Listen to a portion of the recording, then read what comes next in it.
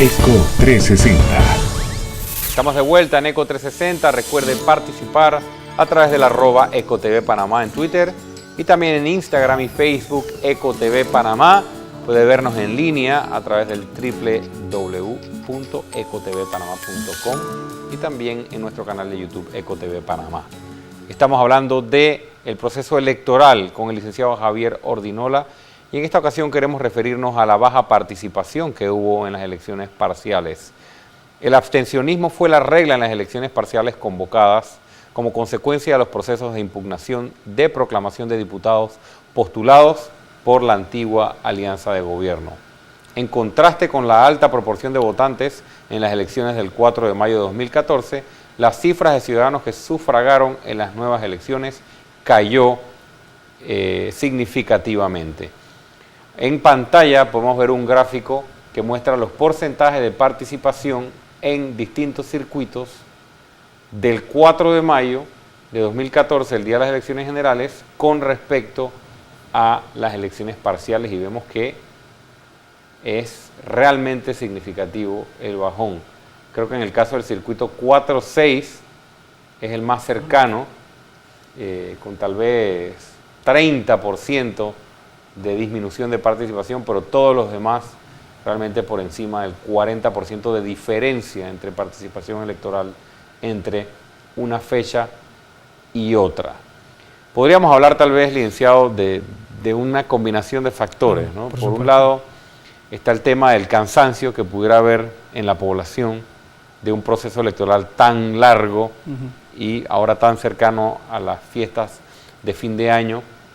Por otra parte, tal vez la ausencia de la regaladera, por llamarlo, de ponerle un término muy sencillo. O sea, no había esta fiesta, esta vorágine de contenedores, de regaladera de asuntos, de cheques, de dinero, de ayudas, como le llaman.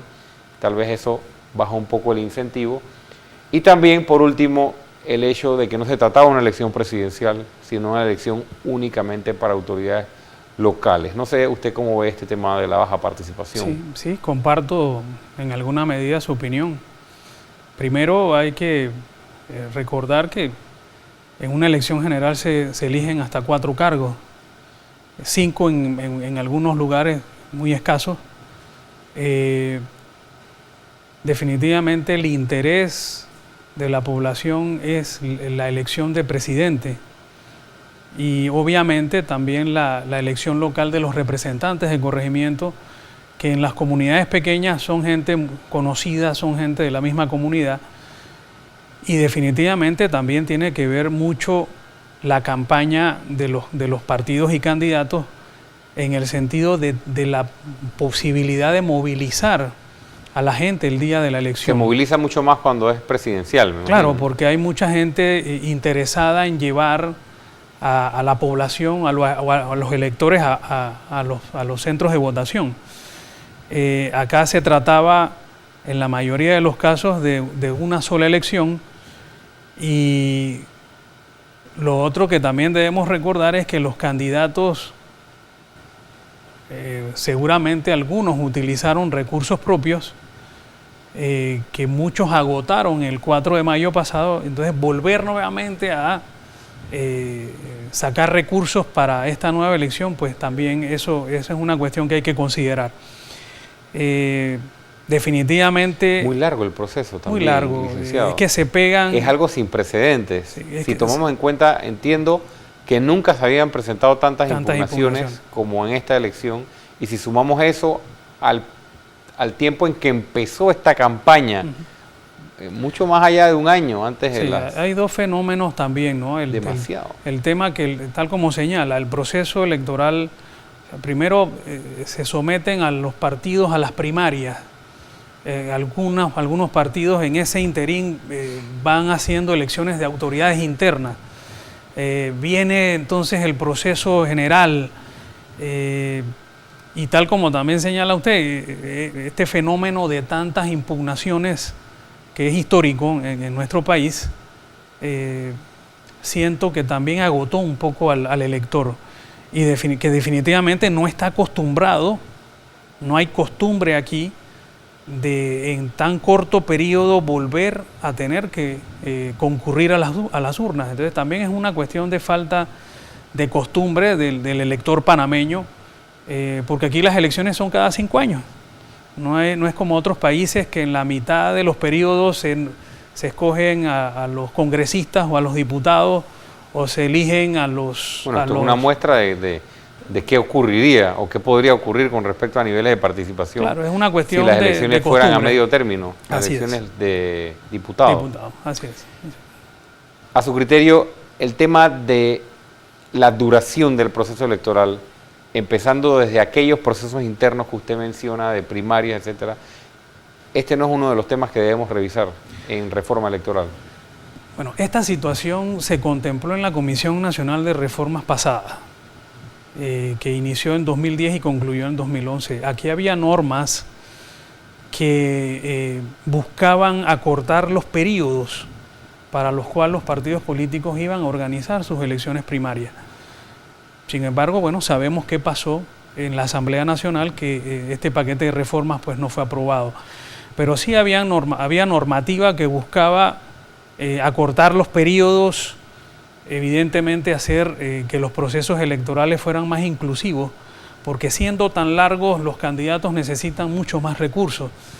Al acortarlos un poco, esto en alguna medida beneficiaría pues, a toda la persona o a las personas interesadas en correr a un cargo de elección popular. Y en el tema de las primarias, recuerdo que, por ejemplo, en el caso del PRD se ha mencionado por algunas de sus figuras que creen que el proceso de primarias a veces les causa más daño por supuesto, que beneficios al partido por las pugnas internas. Y algunos hasta atribuyen a eso pues los fracasos electorales que han tenido a nivel presidencial, a nivel de presidente. Pero, ¿cómo balanceamos eso, licenciado, con la democratización de los partidos y estos procesos internos que son importantes para legitimar a los candidatos? Sí, definitivamente que el realizar primarias creo que es una de las fórmulas en que internamente los partidos buscan democratizarse. Sin embargo, hemos visto las situaciones que han traído como consecuencia estas contiendas internas de los partidos políticos. A veces quedan heridas que son un poco complicadas de subsanar, y entran los partidos políticos entonces en este tipo de crisis. Yo siento, por ejemplo, que el Partido Revolucionario Democrático desde la primaria pasada viene... Sí, esas heridas vienen desde correcto, allá. Sí, entonces ellos no han todavía podido, digamos, subsanar esas situaciones, y vemos y se dice que hay un partido un poco dividido. Entonces... hay que buscar medidas para... Tal vez la alternativa no es eliminar las primarias, sino claro, hacer los periodos más cortos, tal vez. Sí, y hay que regularlas, porque igualmente que pasa en las elecciones generales, pasa en las primarias. El candidato o el miembro de un partido que no tiene recursos para participar en una primaria simplemente no participa. Es lo mismo que ocurre en elecciones generales. Sí, es una cuestión que se repite, digamos, en una dimensión un poco más pequeña, que es el partido político. Pero habría que crear topes de campaña, topes de gastos, topes de donaciones también para las primarias como para las elecciones generales. Y ese es un tema que definitivamente también se vio en la Comisión Nacional de Reformas Electorales pasadas, pero de repente va a haber que retomarlas ahora en enero, que la comisión nuevamente se reúne, porque la experiencia que nos ha dejado esta elección nos lleva a ver con más profundidad este tema de las reformas al Código Electoral. Precisamente del tema de las reformas electorales vamos a hablar y vamos a dedicarle el último bloque de Eco 360 esta noche, porque el hecho de que por un lado no se haya aprobado el último paquete de reformas electorales por la Asamblea Nacional, que todos conocemos, y habiendo pasado todo lo que pasó durante este proceso electoral, yo creo que no hay duda de que tenemos muchos cambios que hacer, y cambios profundos sobre todo en el sistema de nuestra normativa electoral para tratar de perfeccionarla. Y es un ejercicio que no lo hace un partido, que no lo hace el gobierno, que lo hace los partidos políticos y la sociedad en su conjunto. Así que vamos a irnos a un cambio y cuando regresemos vamos a estar hablando de las reformas electorales que se pueden considerar necesarias para dar ese paso y dejar atrás las amargas experiencias que hemos tenido. Ya regresamos.